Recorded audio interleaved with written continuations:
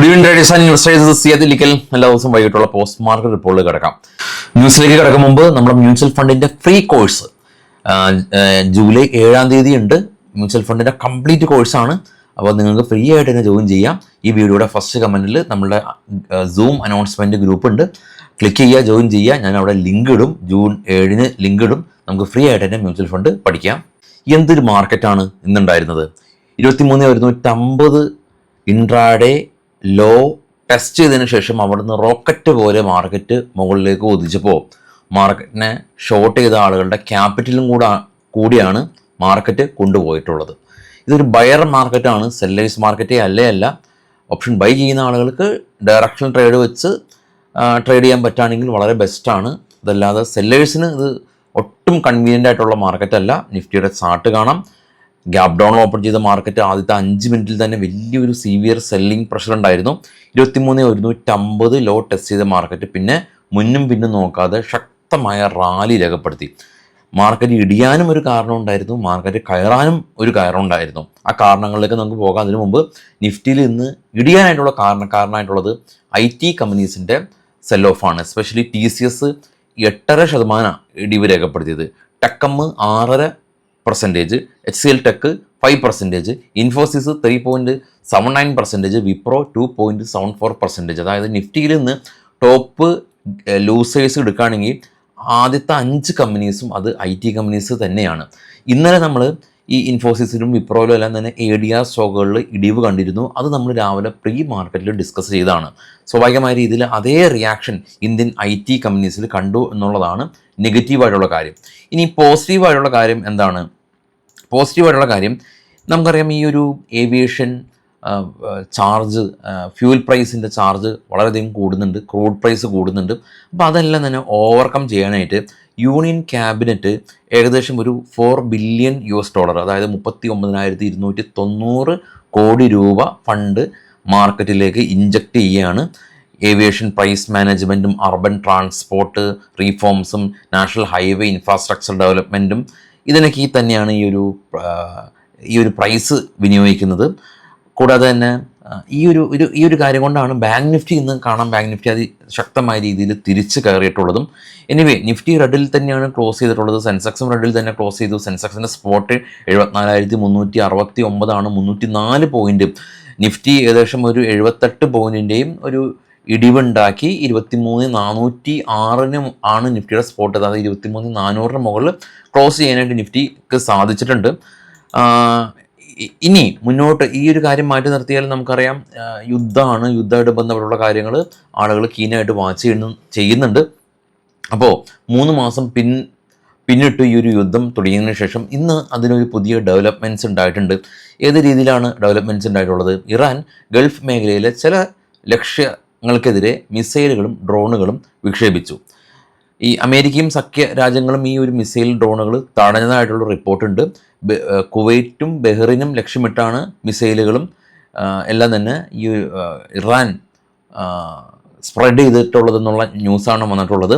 ഇതിനിടെ അമേരിക്ക ഇറാനിലെ കുഷം ദ്വീപിൽ ഐലൻഡിലെ ഒരു സൈനിക കേന്ദ്രത്തിനെതിരെ സ്വയം പ്രതിരോധ ആക്രമണം നടത്തി, സെൽഫ് ഡിഫെൻസ്. ഇതിനു മുമ്പും ഈ സ്ട്രൈറ്റ് ഓഫ് ഹോർമുസിൽ അമേരിക്ക ഇറാൻ്റെ ഒരു ബോട്ടിനെതിരെ സെൽഫ് ഡിഫെൻസ് എന്ന പേരിൽ ഒരു ആക്രമണം നടത്തി 4 പേര് കൊല്ലപ്പെട്ടു. അതിനെ തുടർന്നാണ് സ്ഥിതിഗതികൾ കുറച്ചധികം സംഘർഷമായിട്ടുള്ളത്. എന്നാൽ ഈ ഒരു ദ്വീപിൽ നടത്തിയ ഒരു സെൽഫ് ഡിഫെൻസിൽ ഈ അപായം തന്നെ ഇല്ല എന്നുള്ള റിപ്പോർട്ട് വന്നിട്ടുണ്ട്. ഇതിനിടെ ഈ ഒരു ചർച്ച തകരാറായി എന്നുള്ളൊരു വാർത്ത സ്പ്രെഡ് ചെയ്യുന്നുണ്ട്. പക്ഷേ ട്രംപ് ഇത് നിഷേധിച്ചു. ചർച്ച തകരാറായിട്ടില്ല, ചർച്ച പുരോഗമിക്കുക എന്നുള്ള ഒരു ന്യൂസ് ഉണ്ട്. ഇത് കൂടാതെ തന്നെ ഈ ട്രംപ് പുതിയ ഒരു കാര്യം ചെയ്തിരിക്കുന്നത്, ലെബനാനിലെ ഇസ്രായേൽ ആക്രമണത്തിൽ എതിർപ്പ് പ്രകടിപ്പിച്ചു. അമേരിക്ക അവിടുത്തെ സൈന്യത്തെ പിൻവലിച്ചു എന്നുള്ള ന്യൂസൊക്കെ ഉണ്ട്. പക്ഷേ ഓയിൽ പ്രൈസ് സ്പൈക്ക് ചെയ്തിട്ടുണ്ട്. അതാണ് ഇപ്പോഴുള്ള വിഷയം.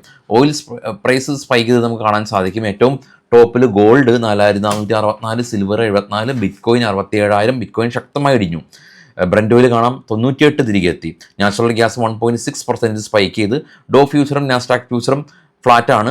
ഏഷ്യൻ മാർക്കറ്റുകളെല്ലാം തന്നെ പോസിറ്റീവായിരുന്നു. എന്നാൽ ഏറ്റവും താഴെ ട്രേഡ് ചെയ്യുന്ന യൂറോപ്യൻ മാർക്കറ്റ് നെഗറ്റീവായ അവസ്ഥയിലാണുള്ളത്. യൂറോപ്യൻ മാർക്കറ്റ് നെഗറ്റീവാണ്. കൂടാതെ വേറൊരു കാര്യം ഉണ്ടായിരുന്നു, ഇന്ത്യൻ മാർക്കറ്റ് തിരികെ കയറി, അതൊക്കെ ശരിയാണ്. പക്ഷേ ഇന്ത്യ വിക്സ് 6.25% സ്പൈക്ക് ചെയ്ത് ഇന്ത്യ വിക്സ് ഇപ്പോൾ നിൽക്കുന്നത് 16.31 എന്ന നിലയിലാണ്.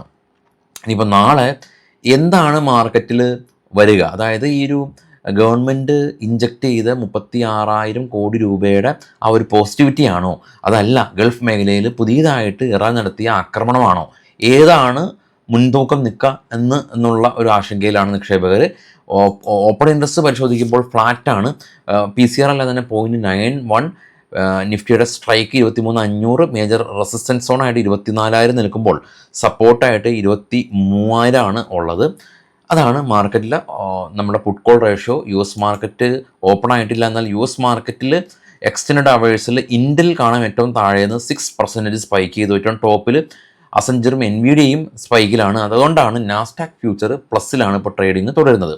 ഇന്ത്യൻ മാർക്കറ്റിൽ ഇൻഡിവിജ്വൽ സ്റ്റോക്കുകളുടെ ആ കാര്യം എടുക്കുകയാണെങ്കിൽ കാർ ട്രേഡ് പോലെയുള്ള സ്റ്റോക്കുകൾ കൊട്ടാക്ക് അപ്ഗ്രേഡ് ചെയ്തതിനെ തുടർന്ന് 10% ഒരു റാലി രേഖപ്പെടുത്തി.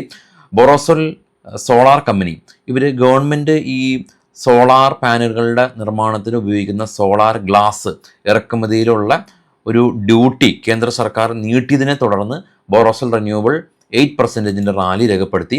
കൂടാതെ തന്നെ ഇൻഡിഗോ ഇന്ന് കുറച്ചൊക്കെ റിക്കവറി രേഖപ്പെടുത്തിയിട്ടുണ്ട്. കാരണം ആ ഒരു RBI നമ്മുടെ ഗവൺമെൻറ്റിൻ്റെ ആ ഒരു ഫണ്ട് ഇൻഫ്ലോ, സെയിം ടൈം കുവൈത്തിൽ ഇഷ്യൂ ഉള്ളത് കൊണ്ട് ഇൻഡിഗോ കുറച്ച് ഫ്ലൈറ്റുകൾ ക്യാൻസൽ ചെയ്തിട്ടുണ്ട്.